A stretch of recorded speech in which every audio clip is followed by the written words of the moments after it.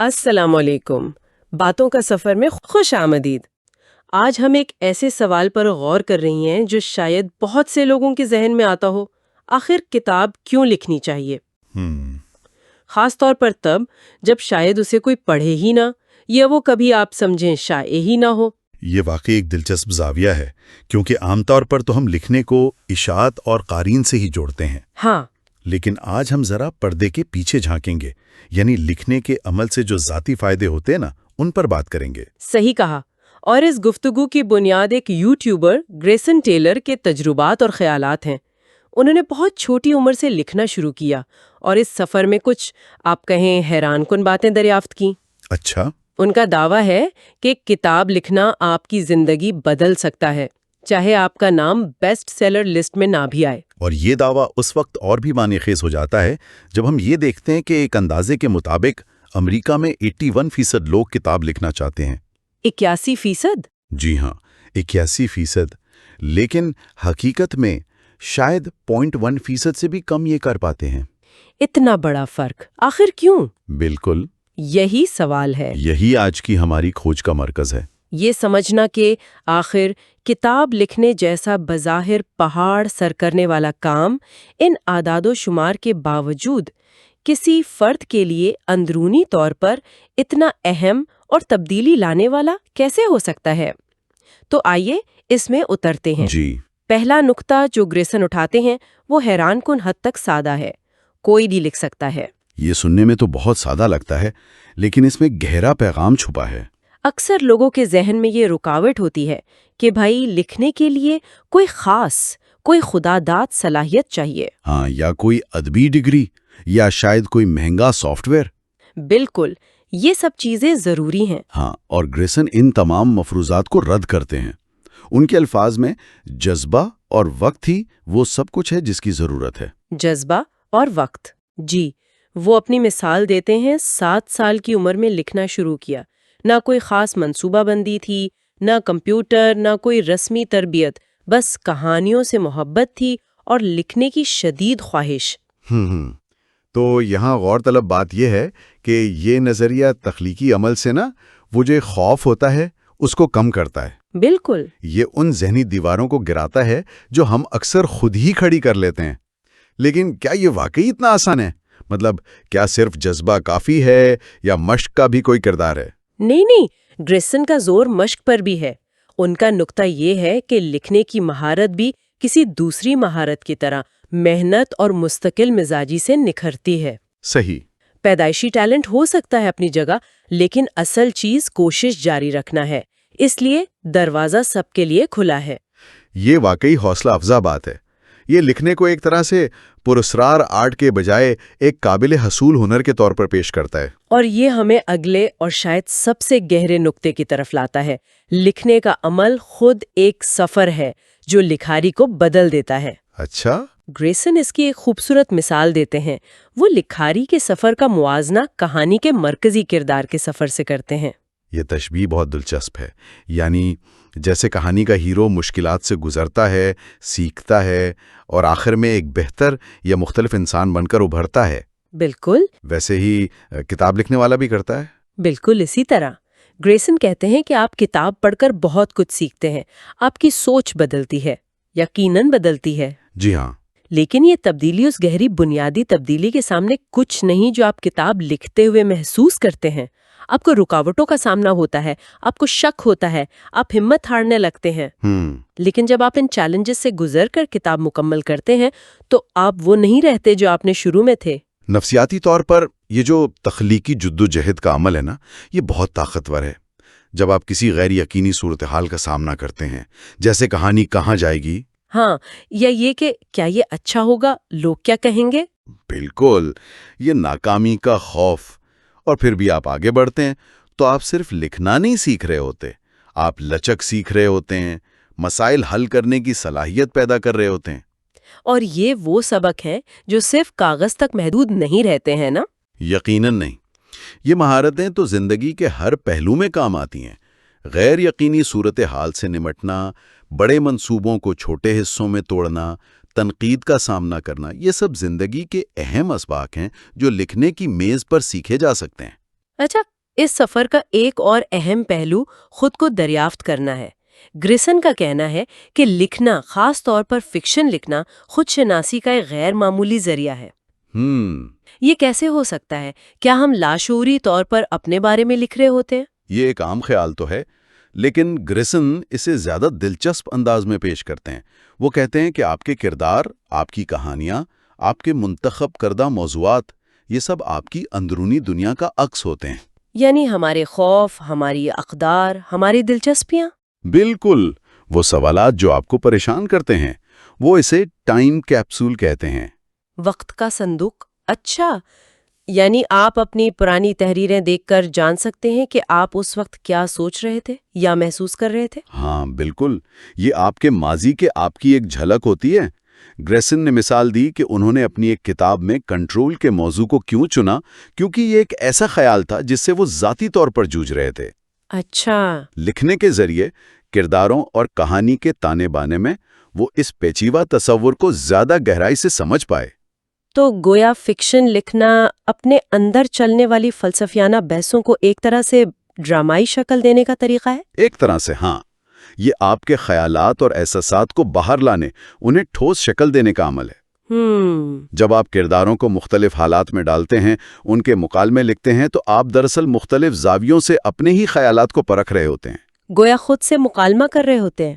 بالکل، یہ خود سے مکالمہ کرنے کا ایک تخلیقی طریقہ ہے، اور اس سے نئی ذاتی بصیرتیں جنم لے سکتی ہیں۔ یہ سب سننے میں بہت گہرا اور معنی خیز لگتا ہے، لیکن عملی طور پر یہ آسان نہیں ہوگا۔ کتاب لکھنا ایک بڑا کام ہے۔ بالکل، اور یہی اگلا اہم نکتہ ہے۔ گریسن کتاب لکھنے کا موازنہ میراتھن دوڑنے سے کرتے ہیں۔ میراتھن؟ اچھا۔ جی، یہ ایک چیلنجنگ، طویل اور محنت طلب کام ہے۔ اور ان کے خیال میں اس کی مشکل ہی اس کا ایک بڑا فائدہ ہے؟ یہ تھوڑا عجیب نہیں لگتا؟ شروع میں لگ سکتا ہے، لیکن ان کا استدلال یہ ہے کہ مشکل کام مکمل کرنے سے جو خود اعتمادی حاصل ہوتی ہے نا، وہ بے مثال ہے۔ خاص طور پر ان لوگوں کے لیے جنہیں شاید ماضی میں کہا گیا ہو کہ وہ کسی بڑے کام کے قابل نہیں ہیں، یا جو خود اپنی صلاحیتوں پر شک کرتے ہوں۔ صحیح۔ کتاب مکمل کرنا، چاہے وہ شائع ہو یا نہ ہو، آپ کی اپنی قابلیت کا ایک ٹھوس، ناقابل تردید ثبوت بن جاتا ہے۔ یہ صرف ایک احساس نہیں، یہ ایک حقیقی کامیابی ہے۔ یہ مشکل کام کرنے، ڈوئنگ ہارڈ تھنگز کی نفسیات سے جڑا ہوا ہے۔ جب ہم کوئی چیلنج قبول کرتے ہیں اور اسے انجام تک پہنچاتے ہیں تو یہ ہمارے بارے میں ہمارے اپنے تصور کو بدل دیتا ہے۔ بالکل، اور صرف خود اعتمادی ہی نہیں، یہ عمل کچھ بہت ہی عملی اور آج کے دور میں کہنا چاہیے نایاب مہارتیں بھی پیدا کرتا ہے۔ جیسے کہ؟ ذرا سوچیں، آج کی دنیا خلفشار سے بھری پڑی ہے۔ نوٹیفیکیشن، سوشل میڈیا، ہر طرف ڈسٹریکشن ہے۔ ہاں، توجہ مرکوز رکھنا بہت مشکل ہے۔ ایسے میں ایک طویل منصوبے پر مہینوں یا سالوں تک توجہ مرکوز رکھنا، یہ خود ایک سپر پاور جیسا لگتا ہے، سچ میں۔ گریسن اسے حد سے زیادہ محرک دنیا کا تریاک کہتے ہیں، antidote to the overstimulated world. واہ! کتاب لکھنے کے لیے آپ کو وقت نکالنا پڑتا ہے، ترجیحات طے کرنی پڑتی ہیں، اور سب سے بڑھ کر گہری توجہ یعنی ڈیپ فوکس کی مشق کرنی پڑتی ہے۔ یہ آپ کو وقت کا انتظام اور نظم و ضبط سکھاتا ہے۔ اور یہ مہارتیں، توجہ، نظم و ضبط، منصوبے کو پایا تکمیل تک پہنچانا، یہ تو زندگی کے ہر شعبے میں کارآمد ہے۔ بالکل، یہ صرف لکھنے تک محدود نہیں، یہ آپ کے کام، آپ کی پڑھائی، آپ کی ذاتی زندگی، ہر جگہ آپ کی مدد کر سکتی ہیں۔ تو لکھنے کا سفر آپ کو اندرونی طور پر بدلتا ہے، آپ کی مہارتیں نکھارتا ہے، لیکن گریسن یہ بھی بتاتے ہیں کہ اس کا اثر آپ کے بیرونی دنیا سے تعلق یعنی آپ کی کمیونیکیشن پر بھی پڑتا ہے۔ یہ تو سمجھ میں آتا ہے، لکھنے سے آپ اپنے خیالات کو زیادہ واضح اور مؤثر طریقے سے بیان کرنا سیکھتے ہیں۔ جملوں کی ساخت بہتر ہوتی ہے، الفاظ کا انتخاب بہتر ہوتا ہے۔ ہاں، لیکن بات اس سے بھی آگے جاتی ہے۔ گریسن کہتے ہیں کہ لکھنے سے آپ کہانی سنانے کے بنیادی اصول سیکھتے ہیں۔ Story telling? جی، اور کہانیاں تو ہماری زندگی کا حصہ ہیں، اشتہارات میں، خبروں میں، سیاست میں، حتیٰ کہ روزمرہ کی گفتگو میں، ہر جگہ کہانیاں ہیں۔ اور یہیں میڈیا خواندگی یعنی میڈیا لٹریسی کا اہم نقطہ آتا ہے۔ میڈیا خواندگی؟ ہاں، اس کا مطلب صرف اپنی بات بہتر کہنا نہیں، بلکہ دوسروں کی باتوں، خاص طور پر میڈیا، اشتہارات یا سیاسی بیانیوں میں چھپی کہانیوں اور ان کے اثرات کو گہرائی سے سمجھنے کی صلاحیت ہے۔ گریسن اس کی وضاحت کیسے کرتے ہیں؟ وہ ایک دلچسپ تشبیہ استعمال کرتے ہیں، میٹرکس کو دیکھنا۔ میٹرکس؟ فلم والا؟ کچھ ویسا ہی سمجھ لیں۔ جب آپ خود کہانیاں بنانا سیکھتے ہیں، پلاٹ کیسے بنتا ہے، کردار کیسے تیار ہوتے ہیں، تناؤ کیسے پیدا کیا جاتا ہے، تو آپ دوسروں کی بنائی ہوئی کہانیوں کے تانے بانے کو سمجھنے لگتے ہیں۔ اچھا۔ آپ پہچاننے لگتے ہیں کہ کوئی خبر کس زاویے سے پیش کی جا رہی ہے، یا کوئی اشتہار آپ کے جذبات کو کیسے متاثر کرنے کی کوشش کر رہا ہے۔ تو کیا اس سے کہانیوں کا مزہ خراب نہیں ہو جاتا اگر آپ ہر وقت تجزیہ ہی کرتے رہیں؟ ہاں، گریسن تسلیم کرتے ہیں کہ کبھی کبھی ایسا ہو سکتا ہے کہ آپ ساخت پر زیادہ توجہ دینے لگیں، لیکن ان کا کہنا ہے کہ ایک اچھی کہانی پھر بھی آپ کو اپنے ساتھ بہا لے جاتی ہے۔ صحیح۔ البتہ بعد میں آپ اس کا تجزیہ کرنے کے قابل ہوتے ہیں، اور آج کی معلومات اور بیانوں سے بھری دنیا میں یہ سمجھنا کہ کہانیاں کیسے کام کرتی ہیں، میرے خیال میں ایک بنیادی ضرورت بن گئی ہے۔ یہ آپ کو ایک زیادہ باخبر اور تنقیدی سوچ رکھنے والا شہری بناتا ہے۔ یہ واقعی ایک اہم نقطہ ہے۔ اچھا، ایک اور پہلو جس کا ذکر گریسن کرتے ہیں وہ تھوڑا ہلکا پھلکا لیکن دلچسپ ہے، سماجی اور متاثر کرنے والا پہلو۔ اچھا؟ وہ مذاق میں کہتے ہیں کہ کتاب لکھنے سے آپ ایک زیادہ دلچسپ شخصیت بن جاتے ہیں۔ اس میں کچھ سچائی تو ہو سکتی ہے۔ چونکہ یہ کام بہت کم لوگ کر پاتے ہیں، تو یہ گفتگو شروع کرنے کا ایک اچھا موضوع بن سکتا ہے۔ لوگ اکثر جاننا چاہتے ہیں کہ آپ کیا لکھ رہے ہیں اور یہ تجربہ کیسا ہے۔ ہاں، وہ کہتے ہیں لوگ شاید آپ کا نام بھول جائیں لیکن یہ یاد رکھ سکتے ہیں کہ یہ وہ ہیں جو کتاب لکھ رہے تھے یا لکھ چکی ہیں۔ ہاں، لیکن اس سے بھی زیادہ اہم بات جو وہ کہتے ہیں وہ دوسروں کو متاثر کرنے کی صلاحیت ہے۔ یہ کیسے کام کرتا ہے؟ ایک ادھورا خواب ہوتا ہے نا؟ ہاں، وہ 81% والا عدد یاد ہے؟ بالکل۔ تو جب کوئی اسے حقیقت میں کر گزرتا ہے تو یہ دوسروں کے لیے ایک مثال بن جاتا ہے۔ یہ اس خواب کو ناممکن کے دائرے سے نکال کر ممکن کے دائرے میں لے آتا ہے۔ گریسن کے مطابق آپ کا عمل دوسروں کو یہ اجازت یا حوصلہ دے سکتا ہے کہ وہ بھی اپنے تخلیقی یا مشکل سمجھے جانے والے منصوبوں پر کام شروع کریں۔ یہ مثال کی طاقت ہے۔ کسی کو ایک بڑا تخلیقی چیلنج قبول کرتے اور اس پر ثابت قدم رہتے دیکھنا دوسروں کے لیے بہت محرک ثابت ہو سکتا ہے۔ صحیح۔ یہ لکھنے کو چند مخصوص لوگوں کی جاگیر سمجھنے کے بجائے انسانی اظہار کے ایک قابل رسائی ذریعے کے طور پر پیش کرتا ہے۔ یہ خیال کہ اگر یہ کر سکتا ہے تو شاید میں بھی کوشش کر سکتا ہوں۔ تو اگر ہم ساری گفتگو کو سمیٹیں تو بنیادی پیغام یہ نکلتا ہے کہ کتاب لکھنے کا عمل نتائج سے قطع نظر، ہاں، چاہے اشاعت ہو یا نہ ہو، قارئین ملیں یا نہ ملیں، بالکل، یہ عمل اپنے اندر بے شمار ذاتی انعامات رکھتا ہے۔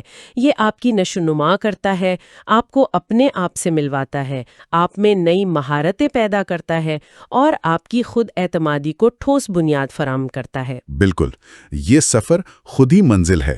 جیسا کہ گریسن نے بتایا، انہیں خوشی ہے کہ ان کی ابتدائی کئی کتابیں زیادہ لوگوں تک نہیں پہنچیں کیونکہ وہ شاید اتنی پختہ نہیں تھیں، لیکن وہ انہیں وقت کا ضیاع نہیں سمجھتے۔ ہر کتاب نے انہیں کچھ نہ کچھ سکھایا، انہیں آگے بڑھایا۔ انہوں نے اپنی 9ویں کتاب لکھنے سے پہلے 8 نامکمل یا غیر معیاری کتابیں لکھی۔ یہ بات مجھے بہت دلچسپ لگی۔ 8 کتابیں؟ جی، ہر ایک تجربہ تھا، ایک سبق تھا۔